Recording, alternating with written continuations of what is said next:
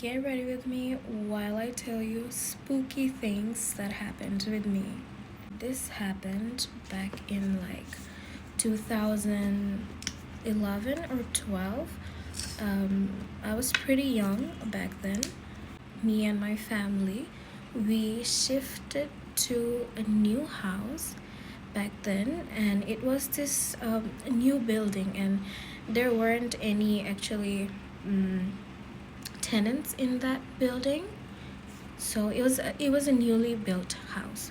Along with us, my uncle's family, they shifted in the same building as well. So like my cousins were there as well. So just like two families, my family and my cousin or my uncle's family. We had a young maid. Um, it was the day before we moved into the house. So me and that girl and my uncle's family and my family, they were like downstairs at my uncle's place. They were talking and everything, and me and that our maid, we were upstairs at our place, and so there was no furniture. We went there because we had to clean the house and everything. So the maid's age is around 20 to 23. There was basically no light in that house except for one light that was like in the living room. So the house had this narrow corridor-ish space. There were like two entry doors to that house, and it was an apartment. So one door led to the living room, and it was a big living room, and then the other door led to that corridor area. For example, this is the living room, and you enter through the door to the living room, and on the right of the living room was the dining area, and then in between the living room and the dining area, there was to the side there was this long corridor space that led to the other rooms that were like my room, my parents' room. There was the kitchen. So it's like at the very end of the corridor was my room. So when you this so this is the entry. Okay, so this is the entry. You enter, and then you go right and turn. If you turn, there is like the long corridor, and at the very end is my room. It was during Maghrib time. It was getting really dark. Me and the girl were upstairs. So she was cleaning the house. I was in the living room.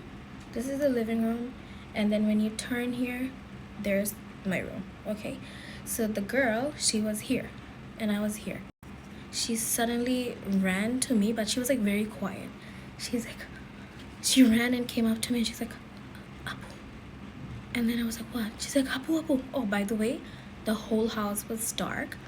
You can see the light from outside. Like, there were light outside the road and the other buildings. It was coming inside the house, but there was no light in the whole house but the living room, and it was like a small bulb. So she ran up to me and she was like, Apu, Apu. And then I was like, what?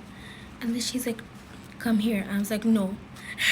And she's like, no, no, no, come here. I have to show you something. I was like, I don't trust you, no. Well, what are you gonna show me? And she was like, please come, and please don't talk. So I was like, okay, what's up? And she's like, come. It's in your room. I'm in my room.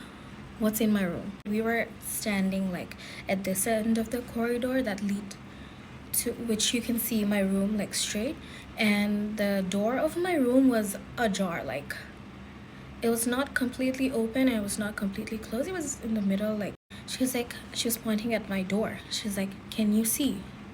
I'm like, what? She's like, look, can you see? I'm like, no. And she's like, oh my god, it's gone. I'm like, what did you see? And she was like, girl, I'm having goosebumps. Okay. And then she was like, there was someone staring behind your door. And I was like, there's nobody here. And then she's like, but I saw someone was like, it was like holding your door and staring. Oh my god. Both of us ran. I started screaming, and then we both started screaming actually at that point, and we ran. We ran downstairs to my uncle's house. So that day was the start of other things. Yes, that was the starting.